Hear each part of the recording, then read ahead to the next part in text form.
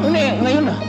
Wala pong galunan. Chairman. I'll give you sasampling ko sa sa Chairman. Session suspended. Session suspended.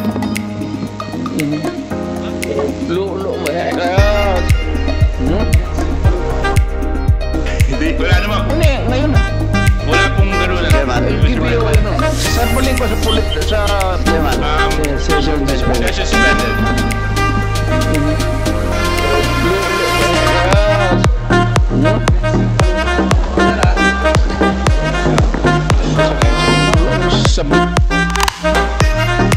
May totoo lang baski isa, I will hang myself in front of you. You can summon, I will sign a waiver, World Bank. Yung World Bank ng Amerika, kung may isang totoo lang itin, I will resign and I will ask my daughter to resign and everybody in the family. That is my guarantee, and I will hang myself. Will the former president be okay that if we draft the waiver now, that it be signed today instead of tomorrow? Will you be fine with that, Mr. President? Anong kapalit, sir? Hindi. Sampalin ko siya sa publiko. Hindi. Wala naman. Hindi, ngayon na. Wala pong galunan. Chairman. I'll give you sasampalin ko sa Chairman. Session suspended. Session suspended.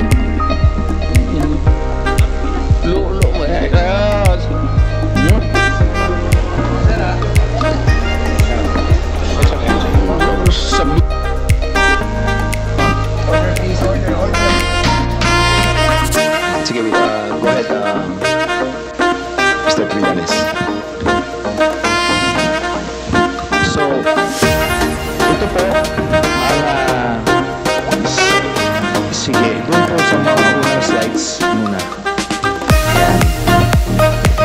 So, ito po yung mga bank accounts na nakalat ko po ito noong 2016. Tapos, ito po ay na-validate na ombudsman na kaparehas na nung naisumite ng AMLAC sa kanila.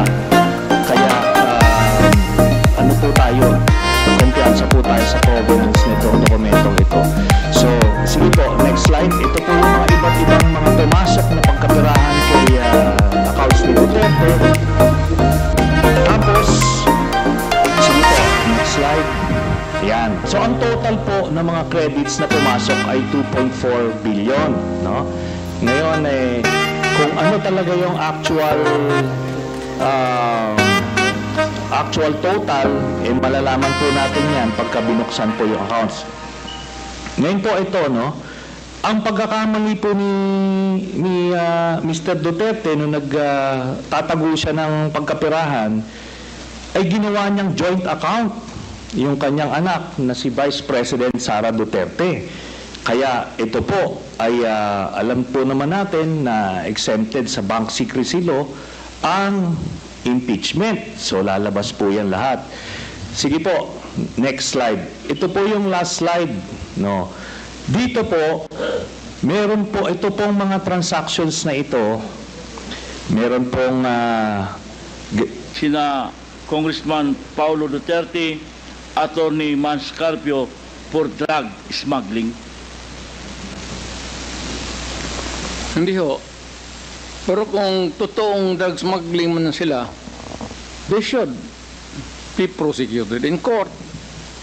And if convicted, they should serve sentence in jail.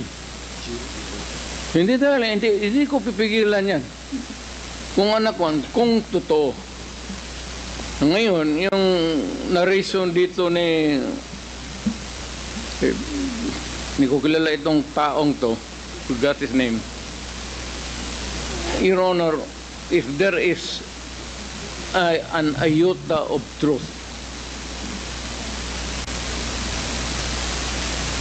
iota lang, baski konti lang, you can find out, may nilagay siya ng records. Now, I'm willing to execute an affidavit or kayo na lang to summon the banks pursuant to my waiver kung may totoo lang maski isa, I will hang myself in front of you.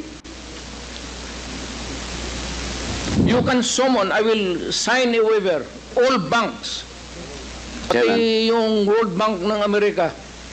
Kung may isang totoo lang nakiting, I will resign and I will ask my daughter to resign and everybody in the family. That is my guarantee. And I will hang myself. Mr. President, Yes, Your Honor. Nalilito na ako kung anong sabihin ko. Pero sabi ko kung if I'm lying or if my statements are falsely stated, or if there is an iota of magbigti ako. So, in the same manner na kung magbigti ako, si Trillanes dapat magsabay rin sa akin. okay, duly noted of your thoughts, Mr. President. Former Senator Trillanes, you're recognized. Maraming salamat, Mr. Chairman. Ito pong dokumentong ito po yung naging basis ko nung plunder case na final ko kay Duterte noong 2016. At ito po ay inimbestigahan ng Ombudsman at ang Deputy Ombudsman Arthur Carandang, and I think the Quadcom can invite him. Siya ang nag-conduct ng investigation. Humingi siya ng dokumento sa AMLAC at kinonfirm niya. And because of that, tinanggal ni Duterte si Deputy Ombudsman. Now, aside from that, so pwede natin, suggested by Chairman Paduano, na yung AMLAC mismo, unless, since hindi naman na siya incumbent, pwedeng ma-access yun with the waiver. Pero we've been there before. Nagsabi na yan siya na magbibigay siya ng waiver. Puro bluff yan. Pero hindi, kaya nga mas maganda kung ma-draft na po natin yan ngayon para papirmahan niya yan dito, no? Para wala ng alibay. Pero ito po, I'll be presenting later on, Mr. Chairman, a video of his actual admission of these accounts. No? So, ito naman pong mga cheque na in-encash, in-extract lang namin from that long list. Mga managers' checks po yan, hindi nawawala sa system po yan. And later on,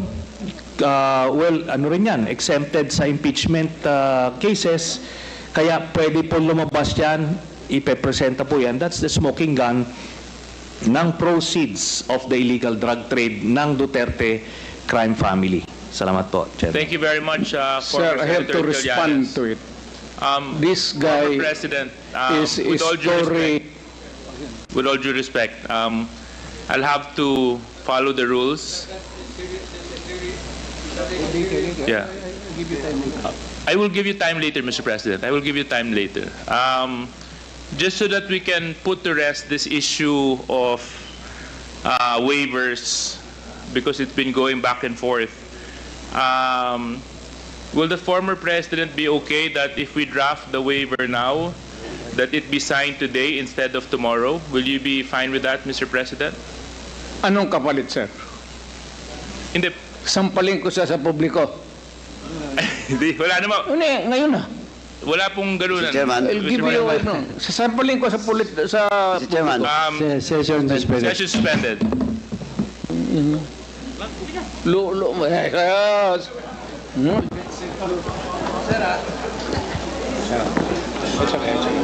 Sabi Order please. Ace Barbers.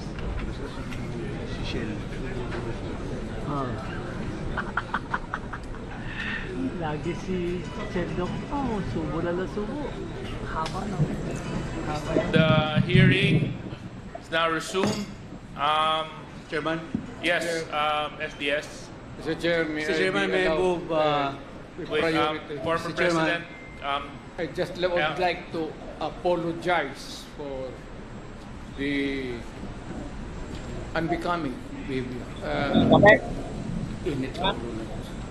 Thank you very much for your apology. It is accepted, and I hope that the others beside you would also observe proper decorum. So, but thank you very much for your apology. The hearing is now resumed. Chairman? Yes, Chair. SDS. Mr. Chair, may Mr. Chairman, I be may I allowed move with Wait, priority? former Mr. Chairman. President, I just would like to apologize for the unbecoming behavior. Init sa ulo lang yun. thank you very much for your apology. It is accepted, and I hope that the others beside you would also observe proper decorum. So, but thank you very much for your apology. SDS and Mr. Chairman, Gonzales. may I move to strike off the word sampal on our record? There's a motion to strike off the word sampal in the records. Any second to that? Second, any objection? There being none. Comcheck, you're duly instructed to please strike out that word. Thank you, Mr. Chairman. Secondly, hindi po basketball ito. Yung mga miro nang nag-aaway, yung mga players, kalmante lang po sana. Hindi na maulit yun. Salamat, Mr. Chairman.